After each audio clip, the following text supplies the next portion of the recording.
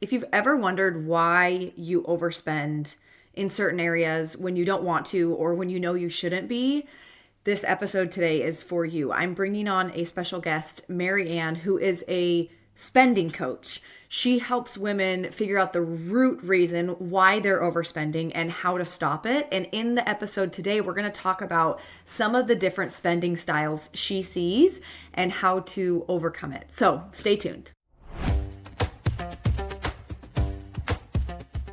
Hello, and welcome back to another episode of the Money Mom podcast. Today, I have a really special guest that I'm excited to introduce you. Someone who I actually just recently ran into, came across. We're going to talk about how our paths crossed. And so, welcome, Maryanne, to the podcast. Thank you. I am so thrilled to be here. We connected in the Money Mom group, and it was like I knew instantly that I wanted to be like besties with her. It was like Rachel, and then we just really connected on like all things mom, money, everything. It's great. Yes. And that's one of the things I love about our community is connecting with women who are similar in our paths and our desires. So, Maryanne, I know why you're here, and I'm so excited to dive into what you're going to help the women listening today because I really think it's going to help people feel seen and heard, relatable, and then also give you solutions if you are someone who may struggle with overspending. So, Maryanne, tell us your story. Tell us what you do and how you help women and moms.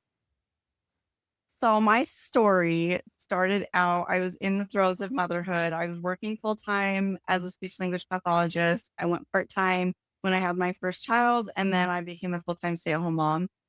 I fully anticipated being able to take care of a human being when I became pregnant, but I was not expecting the emotional journey that I would go through with myself dealing with another human being. And so I was thrown into a whole world of being a new mom, depression, anxiety, OCD, a whole slew of health issues. And it went undiagnosed, partly because I'm a woman, partly because there's just not a lot of support for women. But like I didn't have a lot of support family, like this family. And so it really was up to me. And my coping became shopping.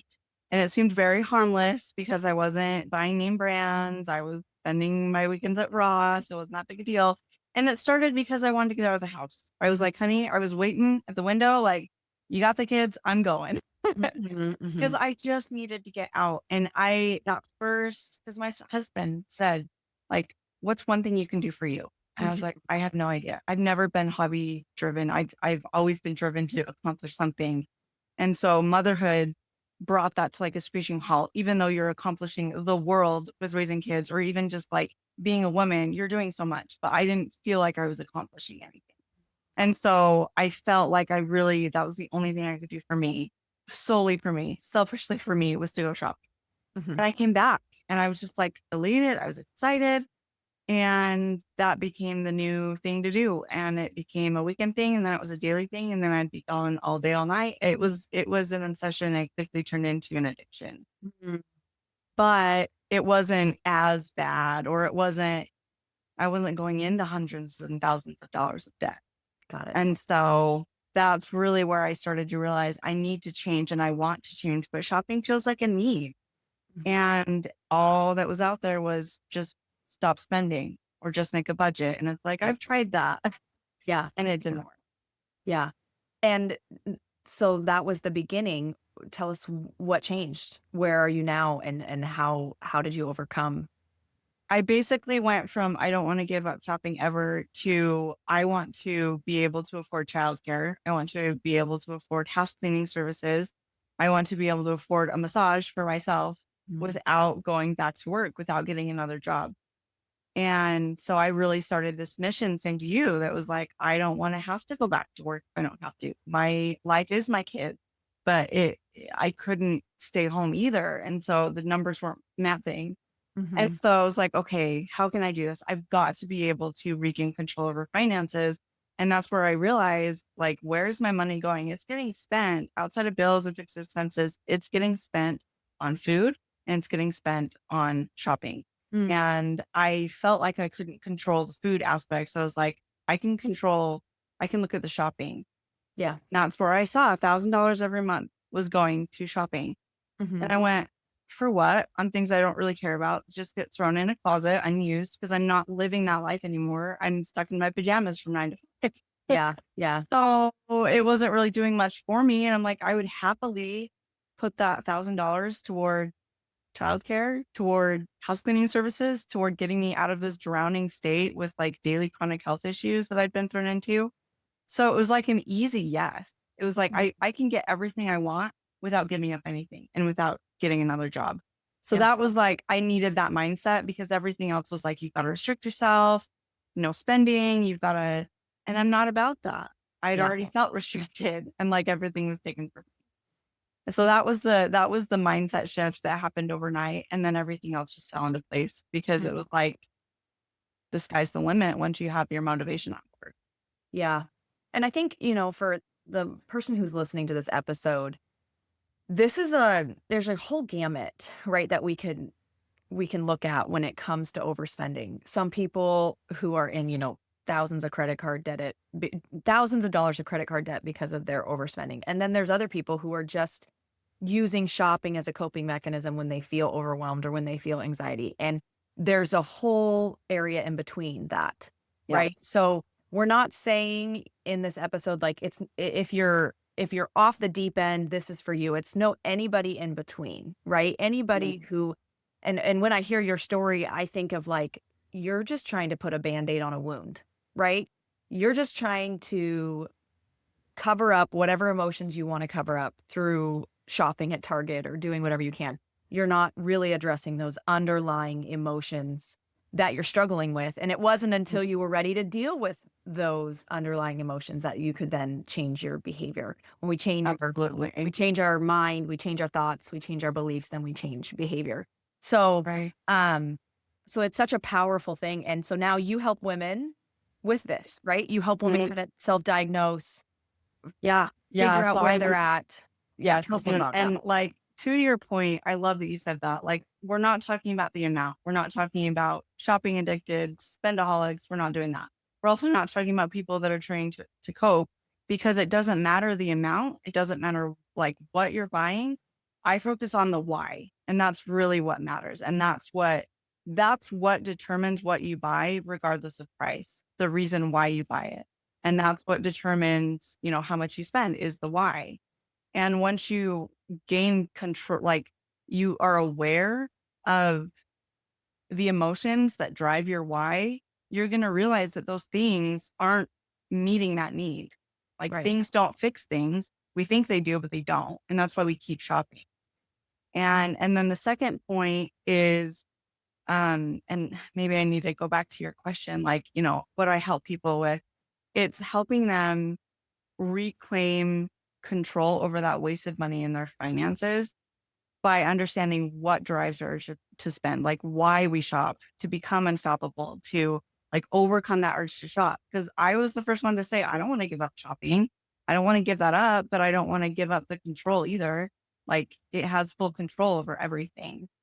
And so it's being willing to say, I'm doing this and it's something I'm not proud of, but it's in a non-shameful way.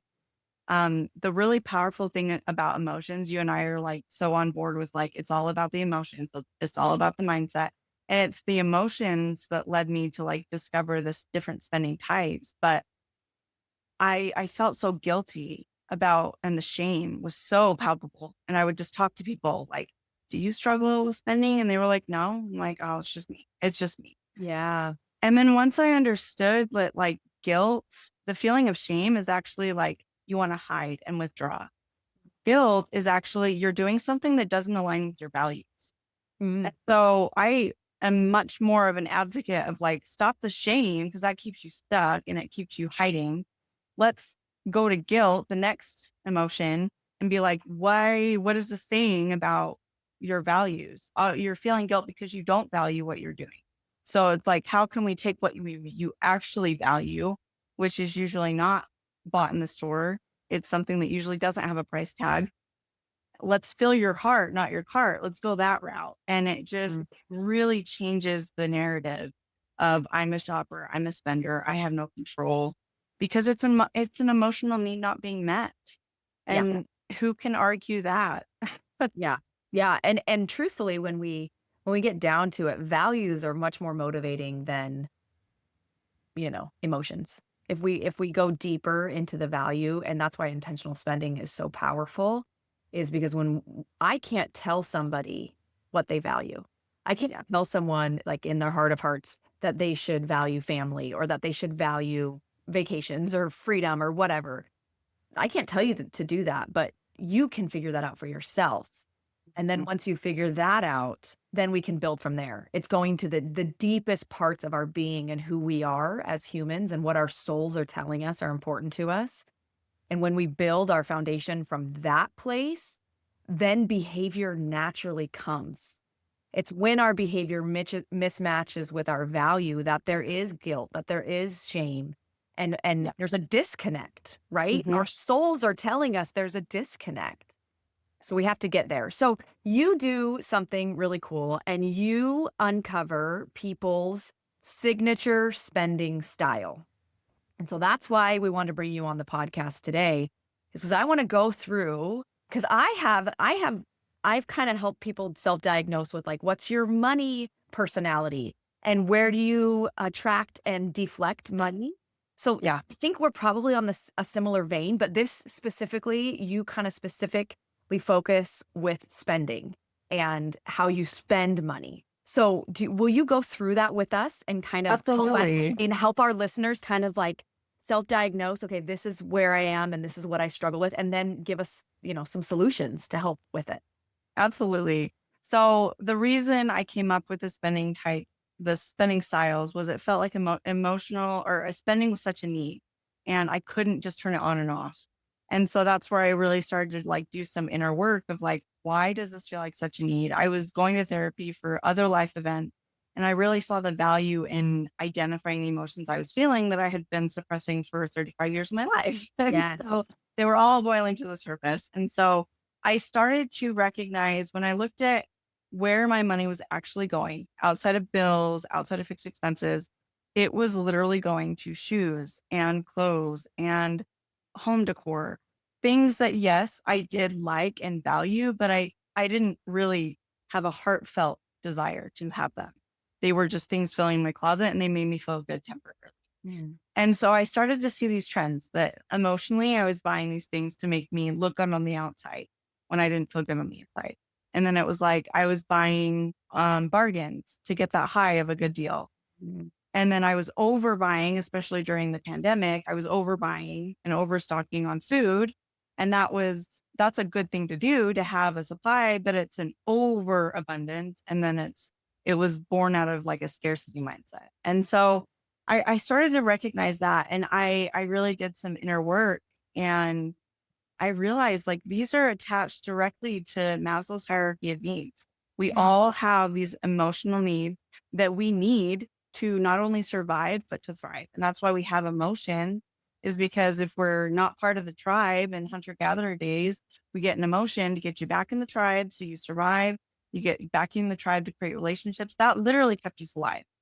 And we're not in hunter gatherer days per se anymore, mentally and emotionally, but we still have emotions that are telling us you're going off track. We need to go back to our basic values and we need to go back to those emotional needs. But instead of addressing it at the root cause and figuring out why am I even having that emotion, we distract. We don't want to even feel that emotion to begin with. And so and society, marketing, consumerism, they've created pseudo dopamines. Now we get the high of getting the item and we actually do address an emotional need being met, but it's not in the form we need. It's a physical item. And so we have sugar, we have, Amazon, online shopping. I mean, all the things that are so tempting to just buy to get that quick fix. And so, yes, we are technically meeting that emotionally, but we're not fixing it because Mm. as soon as that excitement wears off, as soon as you've literally bought the item and you see it's arriving to your doorstep, you're on to the next thing. Mm. Because you got that fix, you got that high. And it bothered me that people stopped there. They said it's a dopamine thing and then they just went on. And I was like, it's got to be something more. And so once I started recognizing those patterns, I identified 6 spending styles that account for what drives us to overspend. And I asked other people and it was the same. I was like, this can't just be me. This has to be applicable to everyone that struggles with overspending. And sure enough, it was. Mhm. So I created this quiz to help identify what drives your urge to overspend. Now, all of us have different triggers. All of us will want to buy something on a sale. All of us will want to buy things to fill our pantry. So technically, we're all the spending types, but there's one that kind of drives the one spending type to rule them all. It's like the Mhm. one that really drives us. And that is what the spending style quiz does, is it helps identify your primary spending type. And you can take it as many times as you want to kind of figure out, well, what's my next one? What's my next one? Because it really opens up doors to self-discovery rather than like a label to shame yourself. Mhm. So can you go through some of the Yeah. styles that you see? Absolutely. So the first one is the necessity spender. They spend on things that are needed for the household, for family members, close friends, and it's very clearly a need. But where the overspending happens is they overbuy in those areas. They overbuy and in feeling secure with the items that they need for their house. And we also see it with the necessity spender where they say no so many times that when they do say yes, it's on a big splurge. I had a client that literally remodeled her entire bathroom, and it was like more than a car payment Wow. because she had said no for so long. And Mm. she's like, "Why did I do this? That was so stupid. It wasn't a need." And I was like, "I know, but that's why, is because you Yeah. said no for so long. So a yes seems pretty harmless." Yeah, so with a necessity spender, you're saying their intent, the noble intent, is to supply things for the household. Yeah. I see this so often in the grocery world, like, Yeah. the 100%, maybe 90% of the people that struggle with spending too much on groceries, it's because we have to buy food for our family, Hmm. right? Hmm. And so we almost use it as an excuse of like, Yes. it's fun. The grocery store is my happy place. I like going to the grocery store. Yep. I get to buy snacks for my family. And Yep. then the intent is there. It's a good intent. There's nothing wrong with feeding your family, and there's nothing No. wrong with wanting to supply good food. It gets masked. And the mask Mm. is that you're using that as a necessity, and it's not a necessity to spend the amount you're spending. So Yeah. in this category is interesting because a lot of times we can't get rid of this category, right? We have Mm-mm. to buy household items. It's all Yep. about controlling the amount we spend. And it's about that, but it's also looking at why are we buying this? Mm, Exactly what you said. It becomes an excuse because you can justify food. That's the easiest yeah, thing to yeah, justify. And now we have, well, inflation. yep. Well, yeah, that's a factor, but it's not the reason and not the sole reason. And so taking it upon yourself to be like, what is the reason I'm buying this thing, this item? So you in your program, you recommend tracking the expenses, and I am fully on board with that. The only tweak I do as a spending coach is tracking why you bought it. And we're only Mm, looking at those impulse buys. So it's things that were not on your list. I'm mm, guilty of throwing in a candy bar and then I'll throw in, I happen to be at Target and I'll throw in something because I know it'll be masked under the grocery category. And so right. it doesn't kind of manifest as this is overspending because it's just thrown in with groceries. So that's why it's really crucial to just go get to the why, and the spending styles. They really help you identify. Let's just focus on your unintentional spending, and then let's focus on the why and like what drives that Oh, I urge. love And that. that's just Emotion. Yeah, Mhm. the emotion behind it. And Yeah. that's what, just a little plug. That's one of the reasons we say to order your groceries online is because it's very much can decrease those unnecessary purchases. Absolutely. No, absolutely. And that should be a plug. And that because you need to know your tendencies, and the necessity spender, they're going to be opportunistic. And if they put themselves in the store and then they also see a sale, that's like the two hardest things to combat because it's like, I need this item, I will use it, and there's a sale. So I'm not going to buy one or two, I'm going to buy 20. And Mm, it's not bad. I mean, that's yeah. to supply and feed your family. But where it gets out of balance is you overbuy, and as a result, it sacrifices and takes from other places. So it's all about finding balances and recognizing I value security and I value having food for my family, but here's where I draw the line. And I'm going to draw that line before I even go to the store because the store is going to influence me and tell me what I should buy. I need to tell the store what I'm going to buy. Right. Love that. Okay. What's another one? And then the bargain spender, someone that is very driven by bargain. They've got to get that high of the deal, good deal, the thrill of the hunt. Hmm. And that's a great skill to have. You can find a bargain in a plastic bag, but you're focusing so much on how much you save, not how much you spend. Yeah. And that's where it gets tricky. So, and then if I think maybe toward the end, I'm happy to go into like specifics for those types. You'll get them with like The specific quiz. recommendations for the quiz. Yeah. So maybe we'll just do like an overall review of them. So that's the bargain spender. Okay. And then the emotional spender, they're very much driven by the emotion, and that gets them to the store in the first place. But then if they see the item that really like speaks to them, it's like, oh gosh, this is mine. And this is my primary spending type because I found such fulfillment in like rediscovering who I was. And I thought that I could do that with the blouse and with the business attire because I wanted to be that professional businesswoman. But I Mhm. had lost it due to motherhood, but I also lost it due to health reasons. And so I was desperately trying to get it back and redefine who I was as a mom, as someone that didn't have her language pathology career anymore because of health issues. I had completely lost who I was. And so I was floundering, buying everything to try to regain that self. And logically, like that's never going to do that. But emotionally, it felt like it was working. So I did it. Right. And So the then, oh, yeah, go ahead. okay, so we have the necessity, the bargain, the Mhm, emotional. mhm. And then we've got the impulsive spender. And that spender, they very much they see the item, they want it, they buy it. And it's not planned for in advance. There's Mhm. usually like an element of scarcity. There's usually some unique characteristic that they're very afraid that FOMO, they're going to miss out. And if they leave the store without it, it's not going to come back and they're never going to have it. And so they buy it almost as if I'm afraid I'm never going to see this again. And so I might as well buy it for when I need it. Mhm.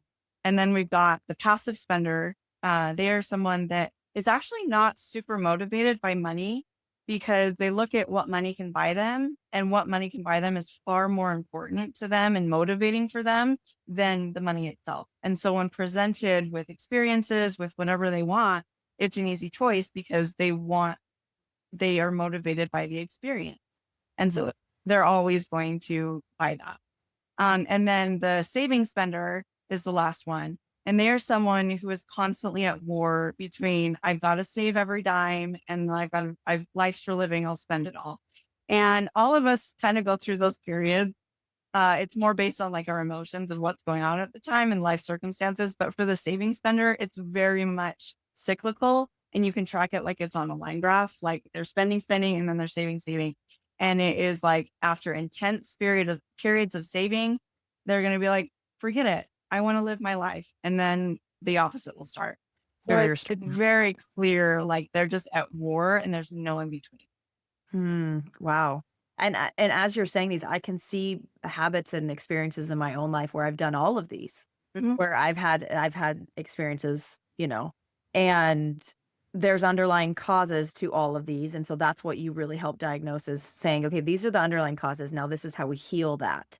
So Mhm. tell me a little bit about that experience, how someone, okay, once they realize, yes, I have an overspending problem. This is probably why most of the time I overspend, then we get to work, right? Then that's where you come in, Yeah. and can you just share a little bit about that experience, what that looks like? Yeah, absolutely. So first you really want to tap into the motivation. Why now? And what is the reason for wanting to change? Because like you say in your course, the excitement is the most it'll ever be. And then you're so excited to start and change. And then it wears off because it gets hard. Mhm. And gotta have that deeper motivation, even beyond getting out of debt. It's gotta be like something you want no matter what that will make that decision a little easier. It's not gonna make it a no-brainer, but if you say, I want to put $500 toward this vacation fund for my family. Mhm. That is going to make it easier to say no to that purse Yes. because you want that more than the purse. Yes. And so you really have to get, and it's different for everyone. And that's why we really start there at the motivating factor. And then once we have that motivation of why you're doing this, why now, and when things gets hard, you can go back to that. Then we want to look at, well, what have you tried and what has worked and what hasn't? Because, and we're not talking, I do look at like the budget and things like, what have you tried budget wise that has worked for you? But we're really focusing on the spending. I just want to know, are they someone that really likes to be very detail oriented and track everything? Or are they someone that's like, just give me a category and give me an amount and I can stick within that. I just want to go with what was working and apply it to spending. And Mm. then once we've established that, then we get into the details of tracking the why behind those unplanned purchases. That's where you're looking at receipts and you're writing down, I bought the candy bar. It was this much. Why? Because I deserved it. Because my kids are screaming. Yeah. And I want to get out of this dang store, whatever the reason is, there was a reason you bought it. And we have to recognize it and honor it, not shame ourselves. But then we want to flip the script so that now we know, okay, I know why I bought it after the fact. Now we want to recognize why we want to buy it and not stop the spending before it happens. Yeah. And so that process kind of naturally happens. And then we can go as deep as you want down this rabbit hole because it can go even to what gets you that highest high. Is it in the checkout line? Is it finding something? Is it even after you swiped your card? Like there are so many different dopamine hits that happen with spending, and we want to find what yours is so that you know what to avoid. I actually have a client that said, I hated how my therapist just thought I could never be trusted inside a store again. And I was like, I get it. I get it. Cause they think like, abstinence is the best policy. And it's like, it can be, but like it can also trigger like a deprivation cycle where you're just like, forget it. So we don't want to do that. We want to do what emotionally feels good for you. And I'm not a therapist, but I've definitely experienced the deprivation panic cycle. So Yeah. we don't want to start that. But we really want to find how can we keep shopping in your life, but make sure that it doesn't control you or in your wallet, that you're in. Yeah, this is interesting because I worked for a lot of years in the health and wellness industry, and it was very similar, like, when we're trying to help people eat healthier, the people love to say someone has, like, a food addiction or whatever. It's one of the hardest areas to struggle with because we can't get rid of food 100%. We can't just, like, not have like, it's not like alcoholism where we just say, "No alcohol."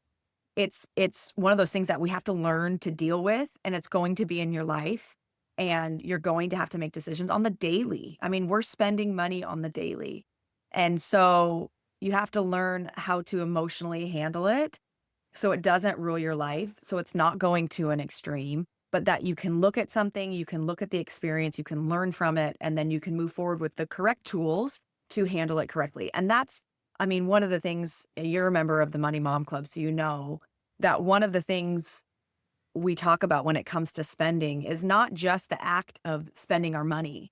It's how do we view money? How do we show up when it comes to money? Do our emotions control us? And how does our relationship, how does that dynamic of money work within our life? Because we all have past money experiences, current money experiences that are shaping this relationship that we have with money. And it isn't until you can really look back and say, I'm going to show up differently. I'm going to treat money differently so that money treats me differently. And Mhm. changing that dynamic can really, really shift everything. And it Yeah. has for you and it has for me. And, we talk to a lot of members where it's exact similar experience. Yeah. Well, I think where you and I resonate so deeply is this has to come from within and it has to come from, I want to do this, not I have to do this. And it seems so simple to be like, I just a word change from want to have to, or from have to want to, but it makes all the difference. Mhm. Because as soon as you realize, I don't want to go back to work if I don't have to, I'm going to do everything I can so that I don't have to. It is so empowering. Yeah, It's that like, deeper yeah, motivation, right? You found the yeah. deeper motivation, And whatever it is. that deeper motivation fuels you and it just lights the fire in you. But that's not the first avenue people go to. They go immediately to budget, they go immediately to dieting, what you're saying.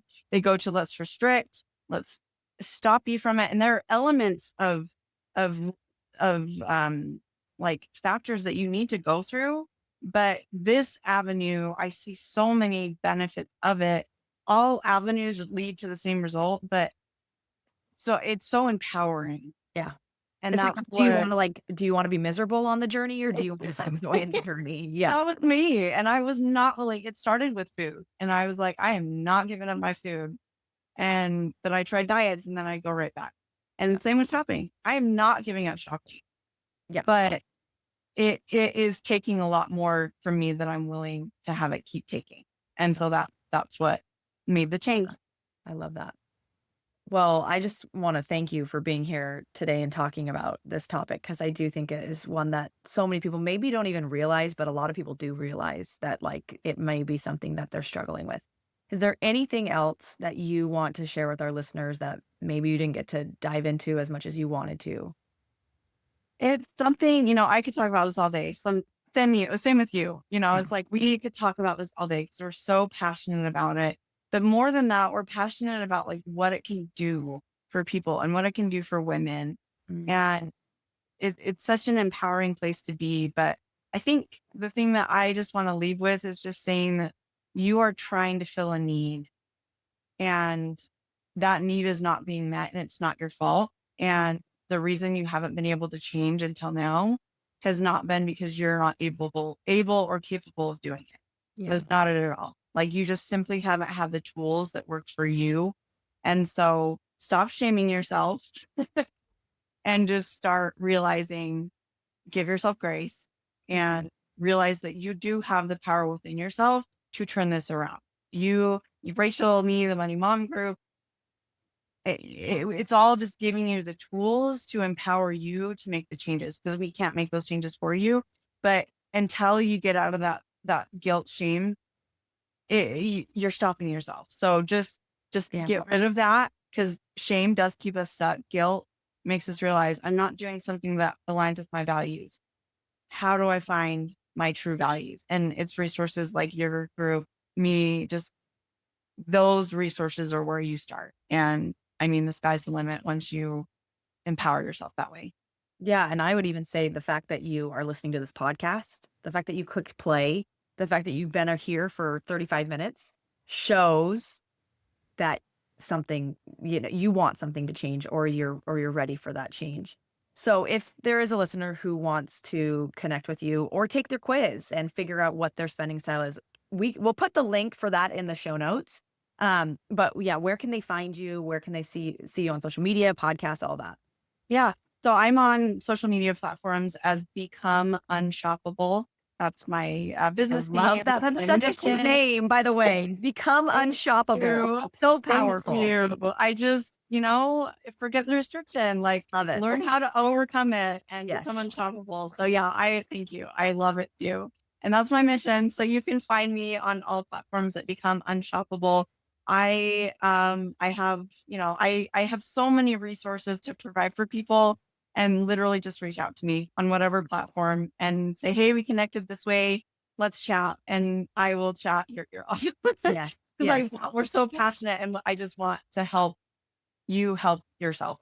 Yeah. So And I actually, for all our Money Mom Club members listening, I did ask Maryanne. She's going to come in and do a masterclass for us, hopefully in the next couple months. Maryanne, you are a member of the Money Mom Club. So give us a little plug. Tell us I don't know, when did you join? so I joined, I've been eyeing this. You've been in my inbox for a while. So I've been able to tackle my impulsive spending Yeah. in the mall, but I can't tackle my grocery budget. And I'm like, how the heck is this not why? And so you were in my inbox for a while and then you had like this amazing deal. And then you like showed me that within the Money Mom group, you can like test it out and you can see. And I saw that you have the whole puzzle there. Mm, And I am big on that. I'm not going to pay mm, for something that only gives you a piece and then they upsell you, upsell you, upsell. I yeah. don't like that. I don't stand behind it as a spending coach, but I also like I need something that gives me the full piece so that I can guide through and see what I need. And Mhm. when I saw that your program does that, I was like, I'm sold. And it's such an amazing, like for such a low cost, an amazing group of women that I've just loved being a part of. And I mean, you don't even have to be passionate about like money. You can just be wanting to save more money or wanting to just connect with women. Like it is such an empowering place in a very lonely world to Mhm. just be and just be a part of like-minded women. So I can't say enough good things about it. And we'd love to see you there. Yeah, I like the funny thing is as you're saying that, I'm like, yeah, I created the content. We do the calls and whatever, but the community is not created by me, right? It's created by the women that have said yes to this. And that's the powerful part is all of the really supportive women. That's not me.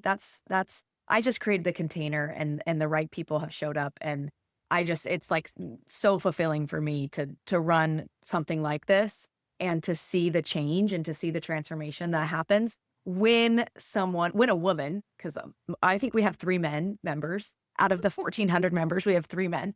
But Yep. it's so empowering to see women get the full picture, right? And that's why we keep our monthly membership so low. That's why we give you everything you need, is Yeah. because that's what actually changes you. It's not the grocery tips. It's not the budgeting tracking spreadsheets. It's the comprehensive. That's the solution that we need. Yeah, That's and it. it's like it's an element you will latch on. You'll latch on to something in that container that like opens the door.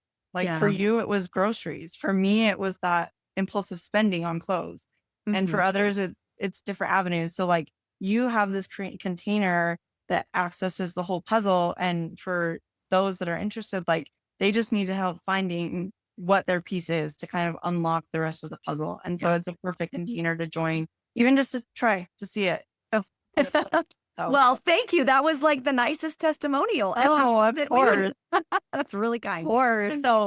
But thank you for being here. Go check out Maryanne, take her quiz. We'll put the link, like I said, in the show notes.